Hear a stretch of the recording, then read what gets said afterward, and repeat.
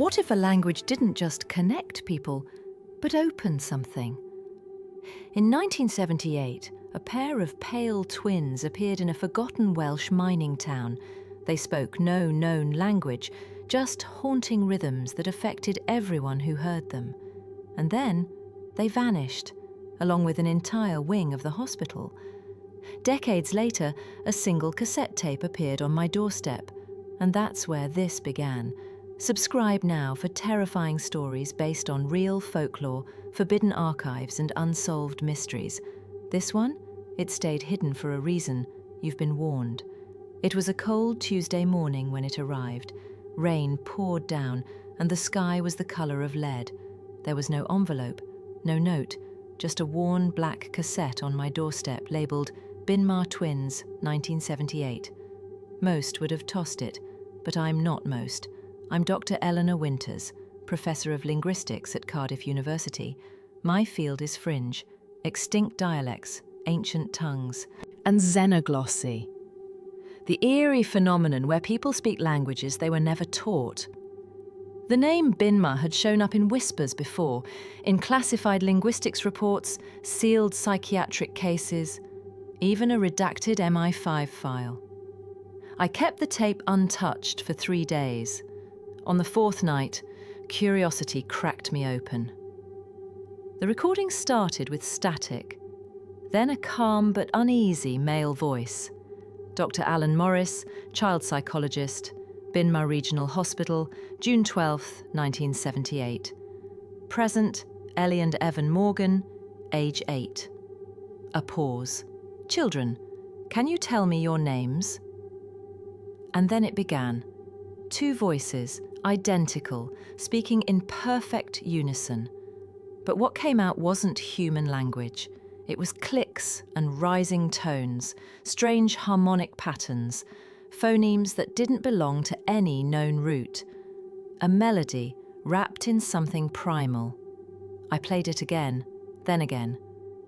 By sunrise, I was on a train to Binmar. The Welsh countryside blurred past my window, green hills bleeding with mist. And then, Binmar. More ghost than town. Rows of decaying brick homes, a chapel turned into a pub. And silence that pressed against your skin. At the library, the mention of the Morgan twins made the librarian, Mrs. Powell, flinch. They were never right, she muttered, voice low. Ask Dr. Harris. He's the only one still willing to remember. The word remember hit differently here, like a curse. Dr. William Harris greeted me in a quiet community centre. He looked hollow, like someone who'd seen too much. The twins weren't born here. They were found, he began. January 1978, a snowstorm. A lorry driver nearly hit them, standing barefoot in the road, holding hands. No frostbite, no shivering. Their skin was warm, like they came from fire. No records, no family, not even a missing persons match. Their eyes, he said. That's what got to people. So dark they looked black. And the way they watched you, not like children, like something studying you. At the children's home, strange things followed. A schoolmate who teased them broke out in boils. A girl who mocked them fell down a staircase the next day. A rabbit died the same night the twins were punished. And always, that language. Dr. Morris believed it had grammar, syntax, even intent, Harris said. And then he changed. Started drawing symbols, said he was close to something. The fire happened the same night the twins vanished. No survivors, no bodies, just empty beds, folded pyjamas, and symbols burned into the wall. Act 5.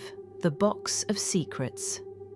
Margaret Jones, the former matron of the children's home, gave me a look like she'd already seen my obituary. She didn't want to talk, but eventually she cracked. They weren't right, she whispered. They slept in mirrored positions. If one cried, the other flinched. And the language, it grew things.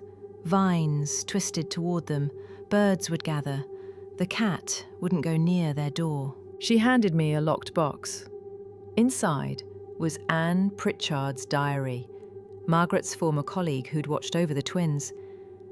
Anne's final entry chilled my blood. They're counting down. In Old Welsh, when they reach 1, what happens? I should stop them, but I'm afraid of children. The second tape, Anne's personal recording, contained another session. Halfway through, the twins' chanting paused. They're looking at me, Anne said. They know I'm listening. Then static. And outside, Binmar's dogs howled as one. The next day, I went to the abandoned hospital basement. The burned-out East Wing was sealed, but in the archives, I found them. Symbols, scorched into stone, same as those from the children's home. They weren't language, they were coordinates, anchors. Then the phone rang. Dr. Winters, the voice rasped. This is Professor Emrys Davies. You need to leave Binmar tonight. He said the twins weren't using a language, they were performing a ritual. They weren't children. They were vessels, communicating with what lies beyond the veil.